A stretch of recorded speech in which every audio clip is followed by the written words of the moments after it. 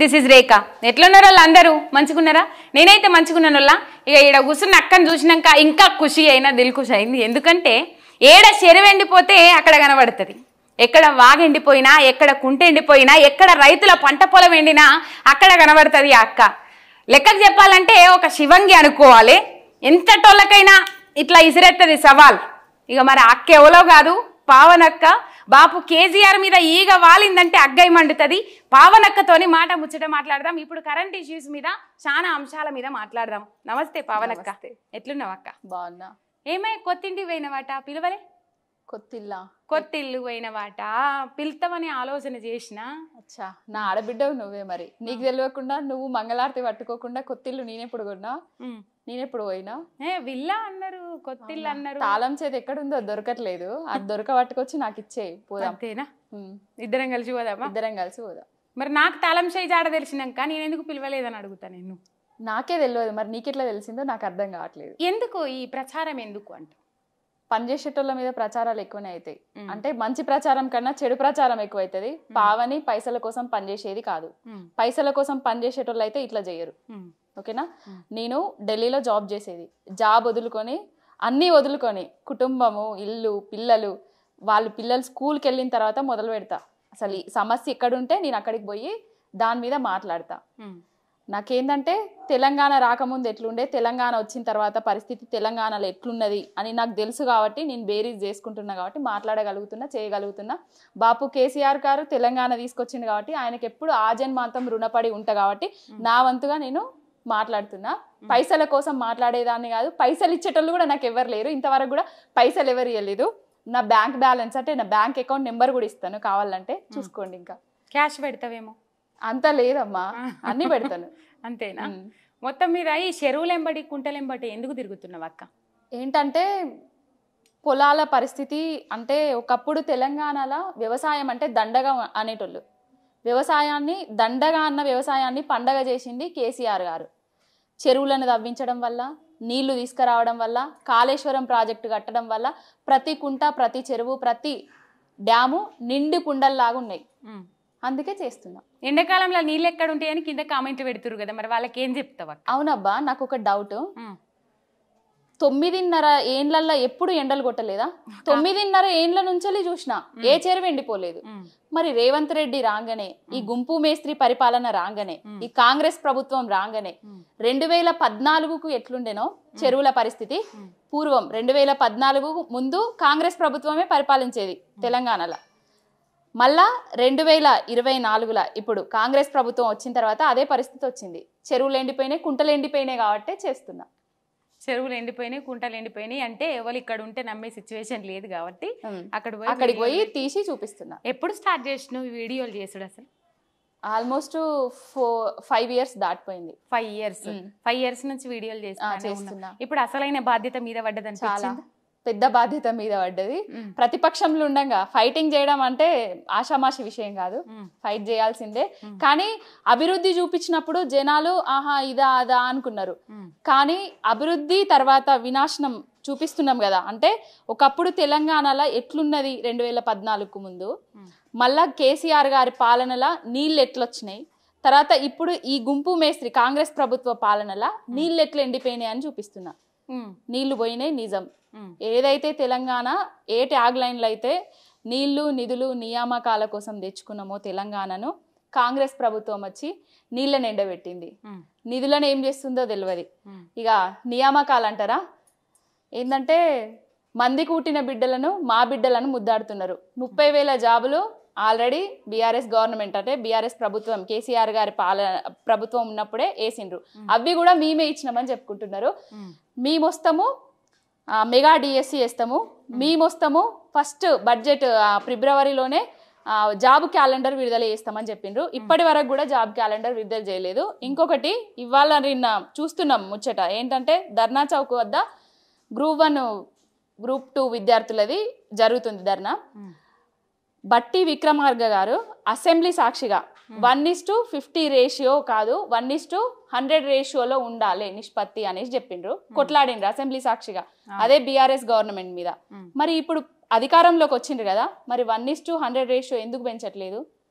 అంటే అధికారంలో ఉన్నప్పుడు ఒకలాగా, అధికారంలో లేనప్పుడు ఒకలాగా, అధికారంలోకి వచ్చినాక ఒకలాగా మాట్లాడుతున్నారు ఈ నేతలు. ఓడెక్కేదాకా ఓడమల్ల, అదే ఒడ్డు ఎక్కేదాకా ఓడమల్లన్న, ఒడ్డు దిగిన తర్వాత బోడమల్లన్న కథలు ఉన్నాయి కాంగ్రెస్ నాయకులది. అక్క నాకు ఒక డౌట్, మీది ఏ ఊరక్క? మాది కరీంనగర్ జిల్లా, పుట్టింది తుమ్మనపల్లి, హుజురాబాద్ మండలం తుమ్మనపల్లి గ్రామం. మరి రేవంత్ రెడ్డిది ఏ ఊరు ఉండే? కొడంగల్. కొడంగల్.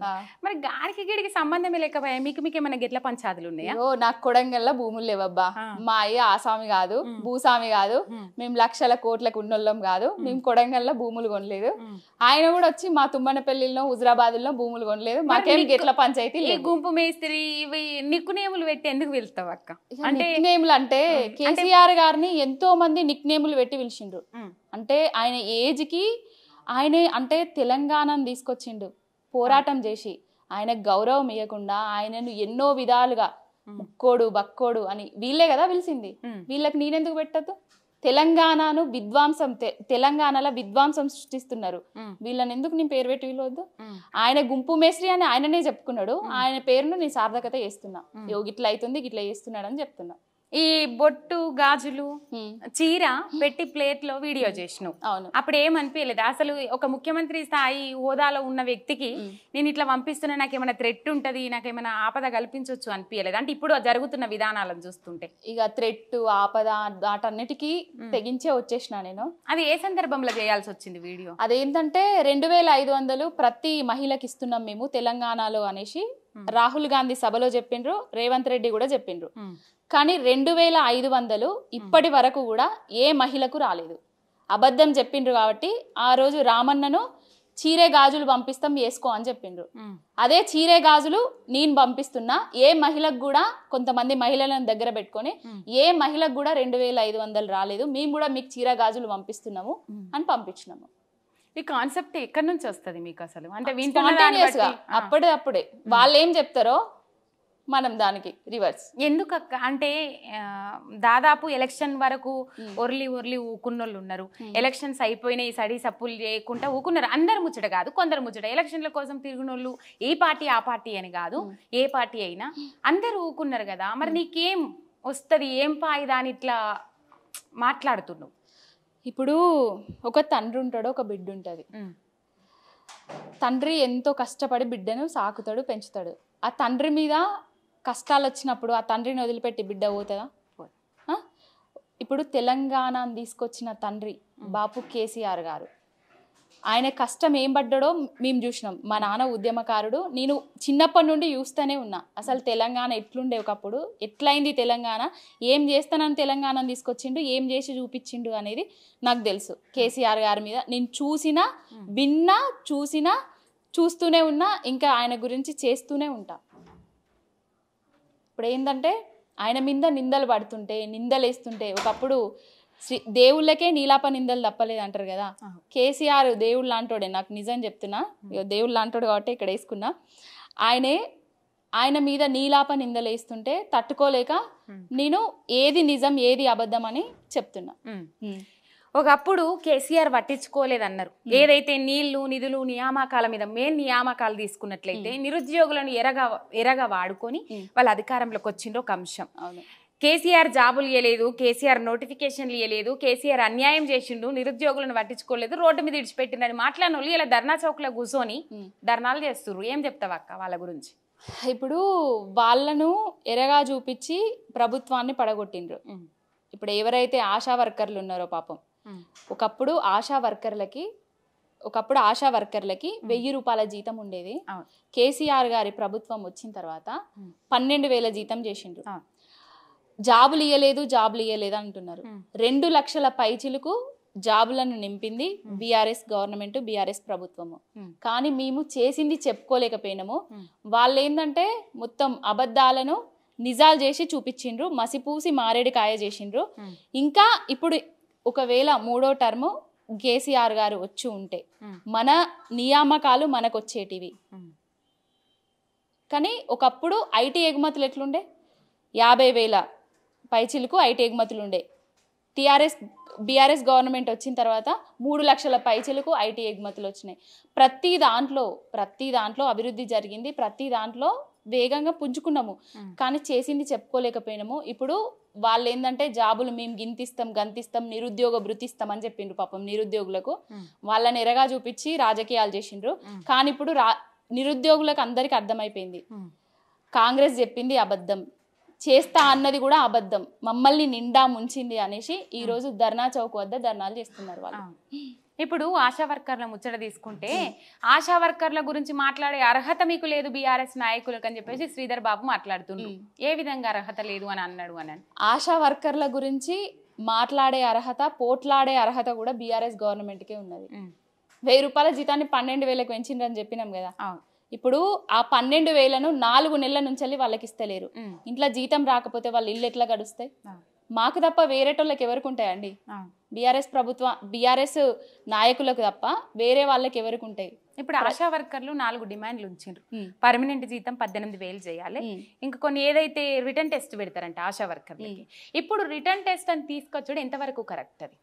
అది ఇప్పటి వరకు అసలు రిటర్న్ టెస్ట్ అంటే వాళ్ళని ఏదో తీసేయాలని చూస్తున్నారు కదా. అంతే. ఇప్పుడు ఏండ్ల తరబడి అదే వృత్తిలో ఆమెకు చదువు రాదు, మళ్ళీ ఇంజక్షన్లు ఇస్తుంది, సెలైన్లు పెడుతుంది, అన్ని చేస్తుంది, ట్రైనింగ్ తీసుకొని ఉంటారు. 15 ఏళ్ల నుంచి పని చేస్తున్నోళ్ళు ఇప్పుడు రిటర్న్ టెస్ట్ పెడితే ఆమె పాస్ కాదు, ఆమె కుటుంబం రోడ్డున పడాలి, ఆ జాబుని తీసేయాలి కదా. తీసేసి వాళ్ళని రోడ్డు పాలు చేయాలి. అదే తెస్తాను ప్రజాపాలన రోడ్డు పాలన తీసుకొస్తున్నాడు, అంతే, ఏం లేదు అట్లా.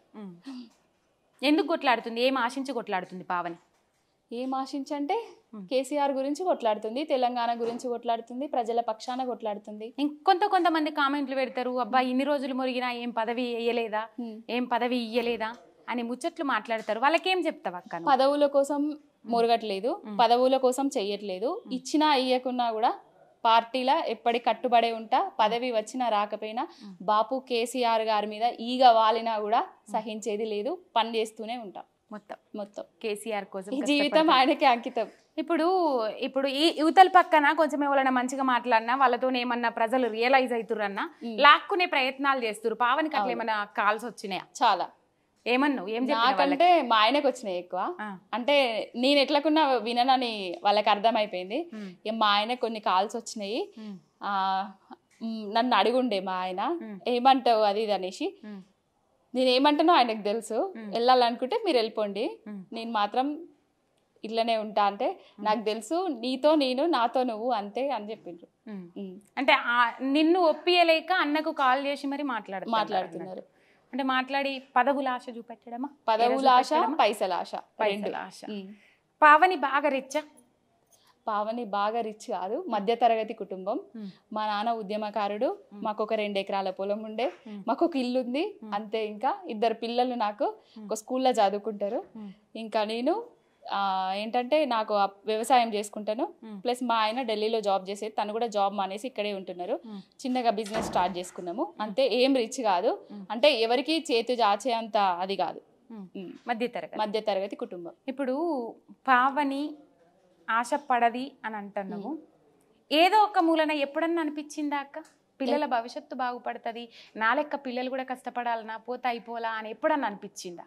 నాకు మా నాన్న కష్టం అంటే ఉద్యమం నాన్న నింపిన స్ఫూర్తి, కానీ పిల్లల్ని కూడా ఉద్యమ స్ఫూర్తితో తీసుకుపోతా అంతే కదా.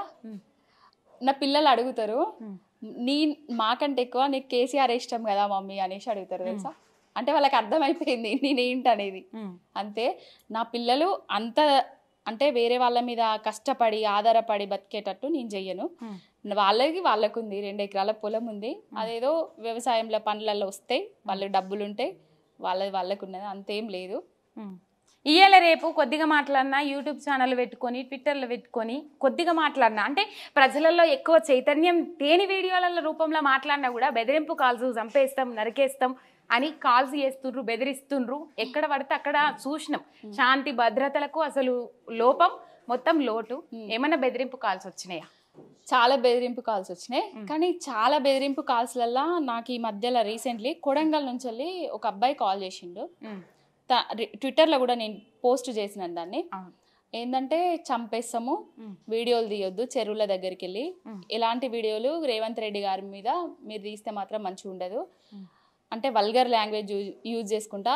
ఒకసారి 10 minutes, నేను కాల్ కట్ చేసిన తర్వాత కూడా 10 minutes మళ్ళీ కాల్ చేసి మళ్ళీ 10 minutes ఇట్లా నన్ను తిడుతూనే హా నుంచి రౌతి వరకు ఎన్ని తిట్లు ఉంటాయో అన్ని తిట్లు తిట్టుకుంటేనే ఒక అంటే వాళ్ళకి అమ్మ అక్క చెల్లి ఉన్నది మర్చిపోయి నన్ను ఆ విధంగా పదజాలం వాడి తిట్టిండ్రు. తిట్టేటప్పుడు చాలా బాధ అనిపించింది. ఇంకొకటి చంపేస్తా అని చెప్పిర్రు.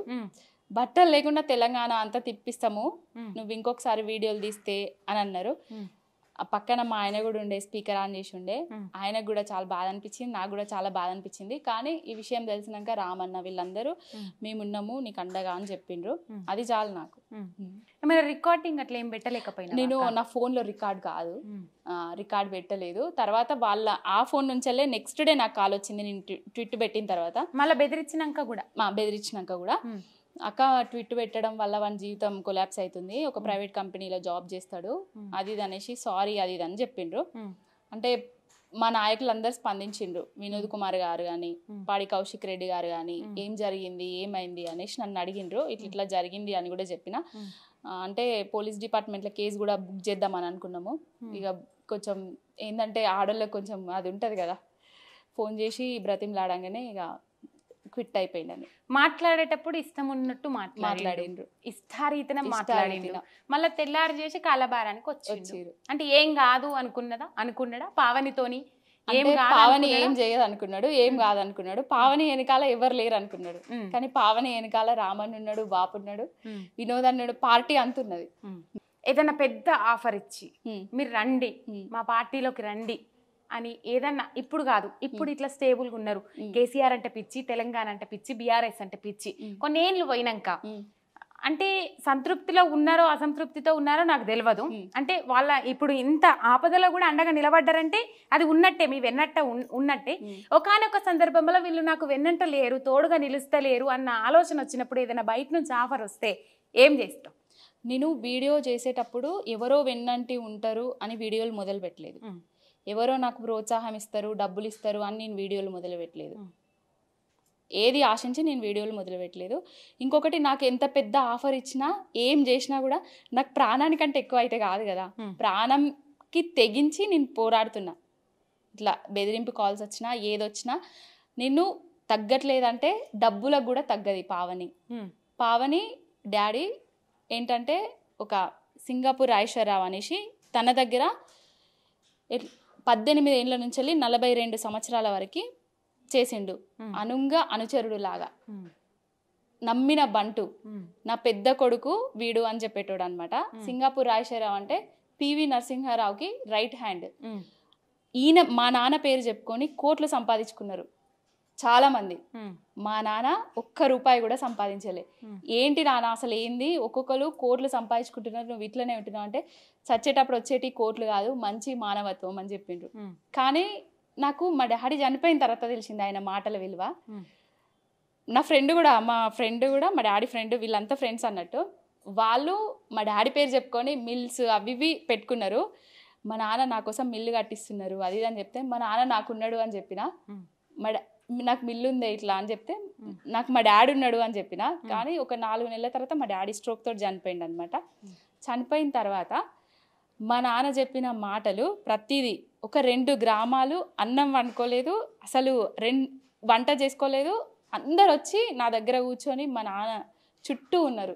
మీ నాన్న ఇది చేసిండు, మా నాన్న అది చేసిండు అని చెప్తే నాకు ఎంత సంబరం అయిందంటే, పైసలు కాదు ముఖ్యం, పేరు ఎంత కష్టం ఉన్నా కూడా నేనున్నా అని పోయేటోడు మా నాన్న. అట్లుండేది. ఇప్పటికి కూడా చనిపోయి దాదాపుగా 14 సంవత్సరాలు అవుతుంది. అయినా కూడా ఏ ఒక్కరు కూడా మా నాన్నని మర్చిపోతలేరు. ఒకప్పుడు నన్ను రవణ బిడ్డ అనేటోళ్ళు, ఇప్పుడు పావని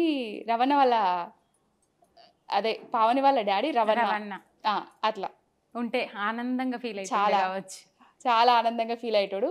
18 సంవత్సరాలకే మా నాన్న చనిపోయిన తర్వాత రాజకీయంలోకి అంటే అప్పుడు సర్పంచ్గా నిలబడదాం అనుకున్నా నేను. కొంతమంది ఈ చిన్న ఏజ్లోనే రాజకీయాలకు వచ్చి నిలబడితే మమ్మల్ని ఎక్కడ అడ్జేస్తుందో అనుకున్నారో ఏమో కానీ ఇనానమస్గా అయ్యేదాన్ని నన్ను కానియలేదు, అక్కడికే వదిలేసిండ్రు. తర్వాత ఎవరైతే మా నాన్న నమ్ముకున్నాడో ఆ నాయకుని దగ్గరికే నేను రాజకీయంలోకి వస్తా అని పోతే వాళ్ళకి సేవ చేసిండు మా నాన్న ఉన్నన్ని రోజులు. ఆ నాయకుడి దగ్గరికి పోతే నువ్వు మధ్యతరగతి కుటుంబానికి చెందిన దానివి, రాజకీయాలు మీకు సెట్ కావు, జాబులు చేసుకోండి అది ఇది అని చెప్పిండ్రు.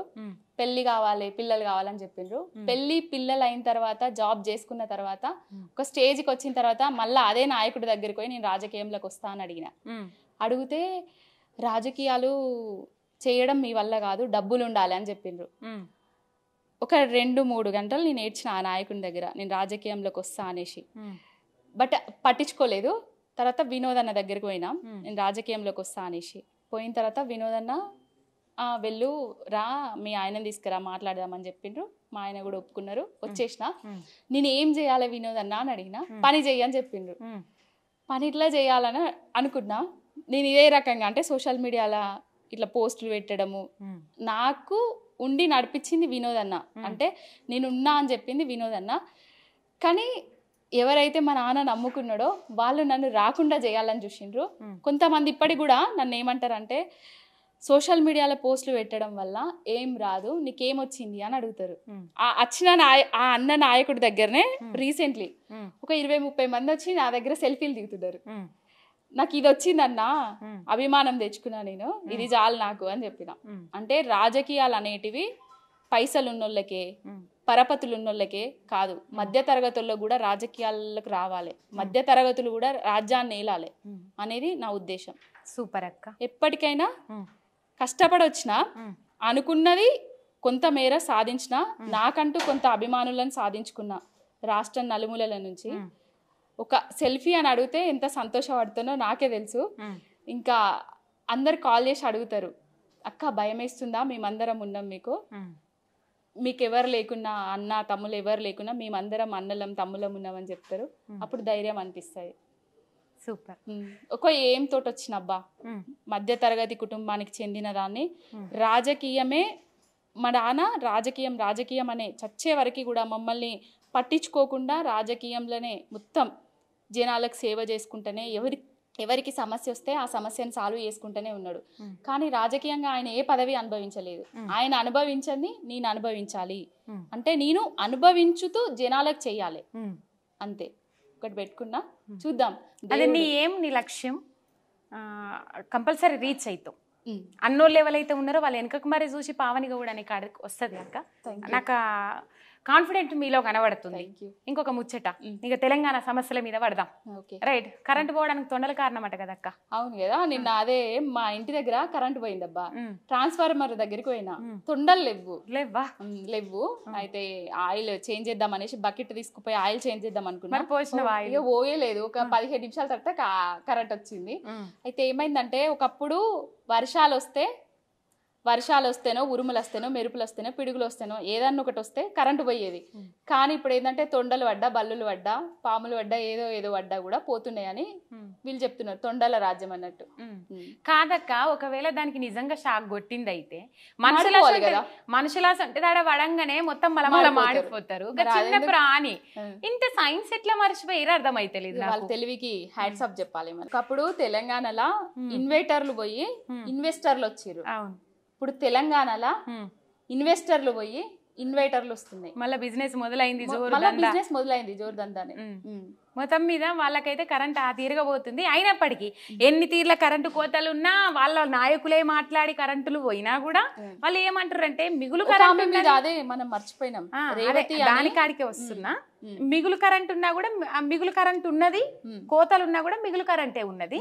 ప్రశ్నిస్తున్న మీద ట్విట్టర్ వేదికగా, సోషల్ మీడియా వేదికగా మా ఇంట్లో కరెంటు పోయిందని ట్వీట్ చేస్తే ఇంటికి పోయి బెదిరింపులు, ఆ బెదిరింపు చేసిన వాళ్ళకి అండగా నిలబడితే జర్నలిస్ట్ మీద కేసులు పెట్టే కాడికి దిగ సరిపోయిండ్రు. ఏం చెప్తావు అక్క దీనికి నువ్వు? ఇక అంటే ఇది అరాచక పాలన, ప్రజాపాలన కాదు. ఒకప్పుడు కేసీఆర్ గారి ప్రభుత్వం ఉన్నప్పుడు అప్పుల పాలైందనేసి తీసుకొచ్చిండ్రు. 80,000 కోట్ల కాళేశ్వరం ప్రాజెక్టుకు 1,00,000 కోట్ల అవినీతి జరిగిందని చెప్పిండ్రు. ఇప్పుడు కరెంటులా 7,000 కోట్ల కరెంటుకు తెచ్చిన కరెంటుకు 6,000 కోట్ల నష్టం జరిగిందని చెప్తున్నారు. తెచ్చింది ఎంత, నష్టం జరిగింది ఎంత, అసలు ఏం చెప్తున్నారు, ఎవరి గురించి చెప్తున్నారు? ప్రశ్నించేటోళ్లను అణిచివేయాలని చూస్తున్నారు, కేసులు పెడుతున్నారు, బెదిరింపులకు గురి చేస్తున్నారు. సామాన్య మధ్య తరగతి ప్రజల నుంచి వెళ్ళి పెద్ద పెద్ద జర్నలిస్టుల వరకు కానీ ఎవరికి కానీ ఈ బెదిరింపులు తప్పట్లేదు ఈ ప్రభుత్వం వచ్చిన తర్వాత. కానీ కేసీఆర్ గారి పాలనలా 9 ఏళ్ల బాపు కేసీఆర్ గారి పాలనలా ఇలాంటి బెదిరింపులు చూసినామా? ఏ ఒక్కడో సోకాల్డ్ మేధావిగాడు ఒకడు యూట్యూబ్ అని మేడకేసుకొని తిరిగి కేసీఆర్ గారిని ఎన్ని మాటలు బంటే అన్ని మాటలు అన్నాడు. ఏమన్నా చేసినామా? అదిరించినామా? బెదిరించినామా? అప్పుడే ఏం చేయలేదు. ఇప్పుడు వాళ్ళ భాగోతాలు బయటపడ్డా ఏం చేయలేకపోతున్నాం. కొన్ని లక్షలు పోలీస్ స్టేషన్ వేదికగానే అడ్డాగా చూసినాం కదా. సెటిల్మెంట్స్ ఏంటి, ఎలక్షన్ల డబ్బులు నేను ఇచ్చినాను, నువ్వు పంచలేదు, ఇలాంటివి. ₹1,00,00,000 నేను ఆల్రెడీ ప్రజలకు ఇచ్చేసినాను, నా ఆస్తులు లేవు అని చెప్పేసి అసలు ఒక యూట్యూబ్ పెట్టుకొని జనాలను మసిపూసి మాయరెడ్డికాయ చేసిండబ్బా. ఏం లేదు, అబద్ధాన్ని నిజం చేసిండు. కేసీఆర్ గారు చెయ్యని చేసినట్టు చూపించిండు. అది ప్రజలు నమ్మిండ్రు కొంత మేరకు. దాన్ని మనం అణిచివేయలేకపోయినాము. కానీ ప్రతి ఒక్కరు ఇప్పుడు తెలుస్తుంది కేసీఆర్ ఏం చేసిండు, కాంగ్రెస్ వచ్చిన తర్వాత ఏం జరుగుతుంది అనేది ప్రతి ఒక్కరు గమనిస్తున్నారు. ఈ కాంగ్రెస్ బీజేపీ అనేటివి రెండు తెలంగాణలో దోస్తులు అని కూడా ప్రజలందరికీ అర్థమైపోయింది. మా బ్యాడ్ లక్ అనుకుంటామో ఏమనుకుంటామో తెలియదు. మొన్న పార్లమెంట్ ఎన్నికలల్లో 0 వచ్చినాయి. అంటే 2 జాతీయ పార్టీలకే కొన్ని రాష్ట్రాలల్లో 0 వచ్చినాయి. ఆటుపోట్లు అనేటివి తప్పవు.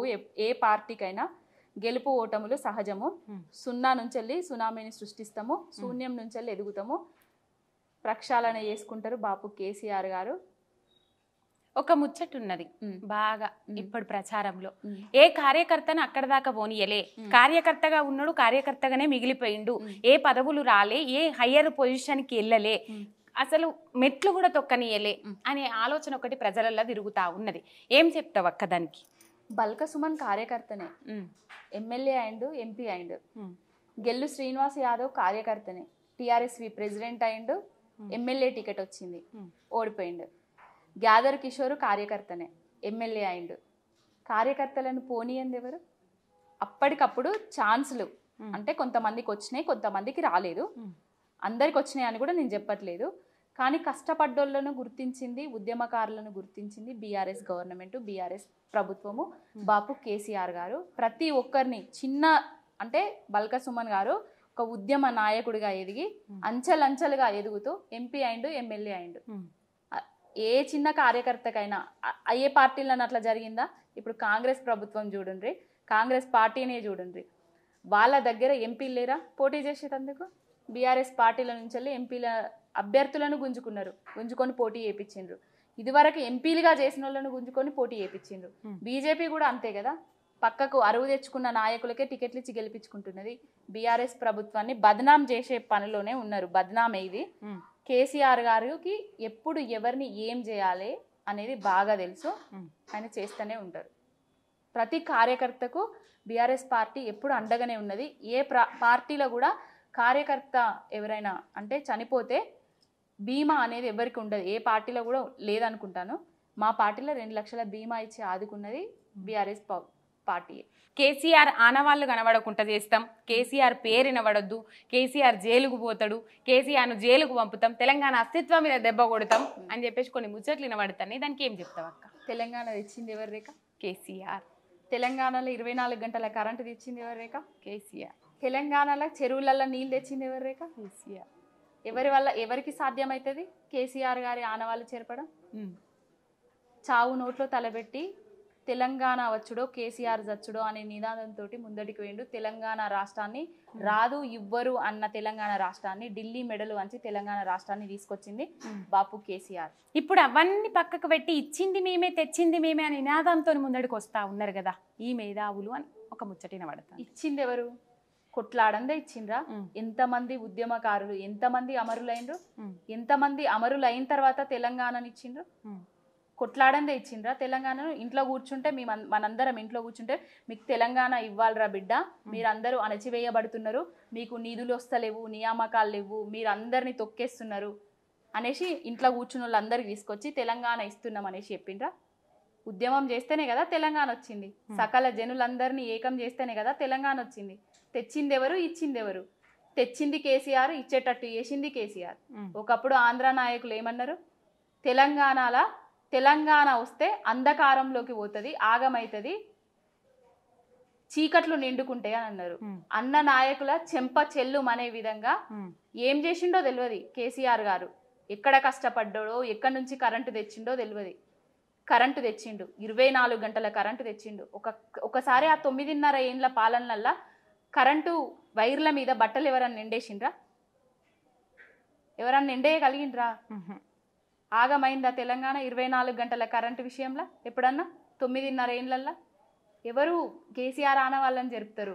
పుట్టిన బిడ్డ నుంచి కాటికి కాలు జాపే ముసలమ్మల దాకా సంక్షేమ పథకాలు ఇచ్చిండు కేసీఆర్ గారు. ఎవరి ఆనవాళ్ళు జరుపుతారు? ఎవరు జరుపుతారు? కేసీఆర్ కిట్టులో కేసీఆర్ కనబడతాడు, పాప పసిపిల్లల బోసి నవ్వులల్లో కేసీఆర్ కనబడతాడు, కళ్యాణ లక్ష్ములల్లో కేసీఆర్ కనబడతాడు. దేంట్లో కేసీఆర్ లేనిది? ప్రతి ఇంట్లో ఒక ఇంట్లో కుటుంబ సభ్యులు 4 ఉంటే ప్రతి ఒక్కరికి ఇప్పుడు దూర విద్య కంటే విదేశీ విద్యకు పోయిన వాళ్ళకు విదేశీ విద్యా స్కాలర్షిప్లు ఇచ్చింది కేసీఆర్ గారు, నాన్నకు రైతు బంధు ఇచ్చింది కేసీఆర్ గారు, బిడ్డకు కళ్యాణ లక్ష్మి ఇచ్చింది కేసీఆర్ గారు, అవ్వకు పెన్షన్ ఇచ్చింది కేసీఆర్ గారు. ఎక్కడి నుంచి ఆనవాళ్ళు జరుపుతారు కేసీఆర్ గారు? తెలంగాణ లేకుండా చేస్తే కేసీఆర్ గారి ఆనవాళ్ళు లేకుండా అయినట్టు. తెలంగాణ లేకుండా అవుతుందా? కేసీఆర్ ఉండంగా, రక్షకుడు కేసీఆర్ ఉండంగా ఏం చేస్తున్నారు, ఏం అవుతుంది తెలంగాణను అని అని అబ్జర్వ్ చేస్తున్నాడు ఆయన. అన్ని ఎప్పుడు ఏం చేయాలో ఆయనకు ముందే తెలుసు. ఇట్లా జరుగుతుందని కూడా మేము ముందే ఊహించినాము. బీఆర్ఎస్ను ఓడించింది ఒకటి కాదు, బీఆర్ఎస్ను కాంగ్రెస్ బీజేపీ ఇద్దరు మూకుమ్మడిగా తెలంగాణను ఓడించిండ్రు. కేసీఆర్ను ఓడించలేదు, తెలంగాణను ఓడించిండ్రు. తెలంగాణ ప్రజలను నయవంచన చేస్తున్నారు గెలిచి.